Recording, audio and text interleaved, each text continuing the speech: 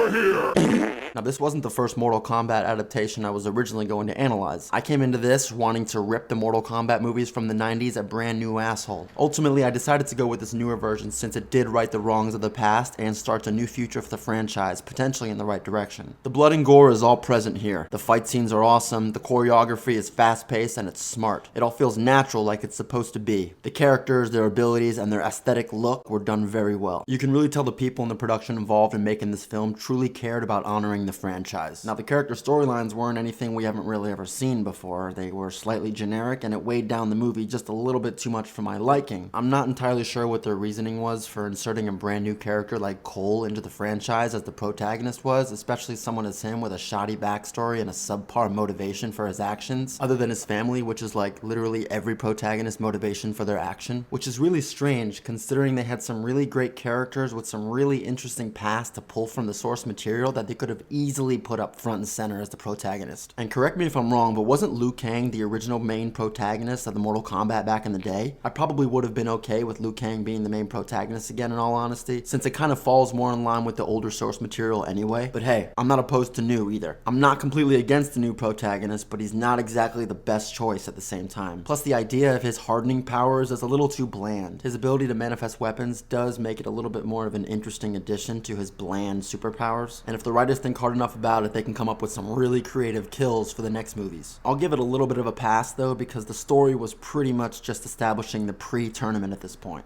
I, like you, am fully expecting the next films following this one to be more in line with the tournament part of Mortal Kombat. You know, the one we all know and love. While the movie had some great fight scenes to keep you engaged throughout the first boring hour that it needed to establish the character and story, it was kind of a slog to get through, I will admit. A subpar performance from a handful of the actors didn't help the slow burn either. It was just very strange how they spent a bunch of time setting up Scorpion and Sub-Zero's story together when that entire plotline just ends up taking a back seat and gets reduced to a subplotline by the end of the film. I can't help but feel like there was much more to do with that they left on the cutting room floor. Let's get into a little more depth with the characters. For me, growing up, Scorpion is always a villainous character, and Sub-Zero was pretty much always the hero. To have that flipped in this movie and watching Sub-Zero murder an innocent family was actually a refreshing alteration. The Jax character is always a badass and a fan favorite. It's really kind of hard to fuck that character up, both in the casting department and the actor himself, but the problem is, this actor almost did fuck it up. I don't know if this guy just isn't the most experienced actor, but his character just felt like he was missing a piece of that Jax oomph or spirit, you know what I'm talking about? The only thing that really saved his performance from being a cringe fest was probably because the character itself is so legendary and badass that, again, it's really hard to fuck it up. Sonya Blade was pretty great, and although I didn't like how they made her so obsessed with wanting to be a champion from Earthrealm, it was just a really strange choice of a direction to take that character as the writer of this. Probably one of my favorite characters is the same as yours, which is the comic relief, Kano. The writers definitely gave him a lot to work with here, sometimes too much, and it was slight overkill, but he did have some pretty great lines in between there sometimes. Although I will admit it was a strange choice on the writer's end to make him join the villain's side, just because his friends were making fun of him and bullying him around about his training at dinner the night before. This is a guy who dishes out insults like he's paid to. I would never imagine this character would be so sensitive that he would commit treason just because this pussy can't take a joke. And then he just dies at the end. No retribution, no nothing. It just didn't feel as if it brought any value to the character or the film itself. It kind of hurt a little, and I'm not entirely sure why they even chose the comic relief to be the one to make such a strange, drastic morality switch. I was pretty upset that Reptile had such a short scene, because man, he was fucking mean looking, and I absolutely loved every second he was on screen. Reptile definitely got robbed the most out of every character in this film. He was such a write-off, it was laughable, yet he was so mean and cool looking. I wish they would have done a little bit more with it. I feel as though the abilities from the mainline characters in the film were done pretty well for the most part. Now, I realized they couldn't display every single ability set from every single character that they featured, and they definitely had to make the scenes make sense, but from what they used, I mean, it was pretty good. They could have done a little more fatalities, they could have done a little more bloody and killing stuff, because it is Mortal Kombat after all. They could have had some really cool scenes with Goro. There were some moments in the film where I found that the creativity was a bit lacking, seeing as how there are so many abilities at the writer's expense, but maybe they just didn't want to play all the cards on the table in the first film. I'll tell you what, I'm really looking forward to seeing what comes in the next couple films as far as creativity, deaths, and abilities.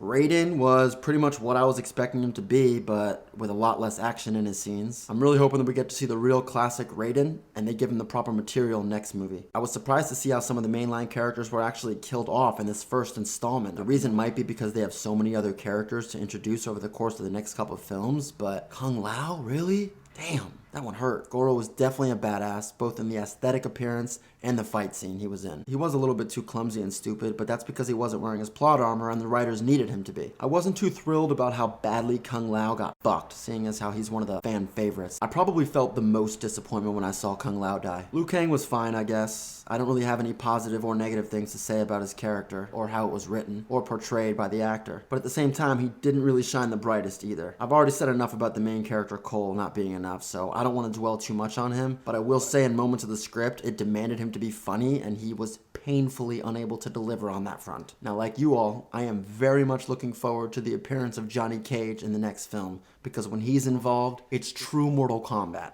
And I really want to see how they portray his abilities too. And I know whoever plays that actor is going to crush it. Now, as for the villain fighters, of course they all got robbed of their screen time, but their aesthetic presentations were pretty damn incredible, I will say. Aside from one, but we'll get to that. My fellow consumers, Chin Han is definitely a great actor, and I do enjoy watching him on screen.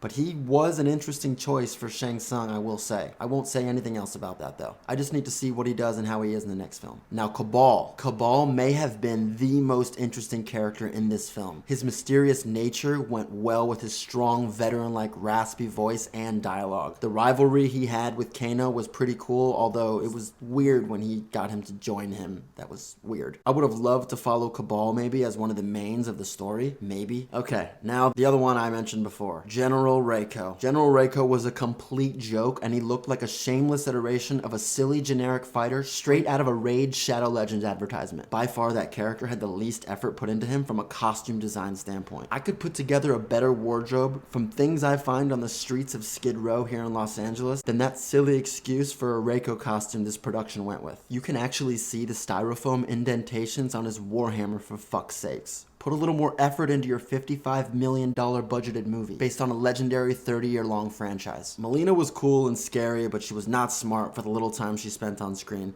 She totally should have killed Sonya Blade when she had the chance. Nitara was kind of the same. She looked good, and she had an awesome classic Mortal Kombat death from Kung Lao. That was dope. I noticed this film had a pattern of trying to accomplish doing everything at once. I'll tell you what I mean. At some point, it just seemed like the villains were just dying off because they had to. The deaths were kind of close together. And on the other spectrum, the Earthrealm team achieved all of their abilities pretty damn close together as well. All climaxes kind of just culminated together at the same time within just a few minutes of each other. It didn't really feel all that organic, and also became somewhat of a detriment because it took away from any importance of those singular events' time in the spotlight and for the audience to digest it, kind of weaving everything into a large basket of events just all too quickly. I blame the slow burn of the beginning for that, because if they would have trimmed some of the fat on that, then they would have had more time to unfold these events, and it wouldn't be so jumbled together and gross, allowing each one of the events to individually shine and for the audience to digest them. I get it's meant to be everyone's character arcs and all that, but the attempt to make it a cohesive story kind of fell short a little. I know I've said some pretty harsh things, but overall I pretty much enjoyed this movie, and while it wasn't quite the Mortal Kombat movie we all really wanted in our deep 10-year-old childhood cores, let's all agree on one thing though, it definitely could have been worse.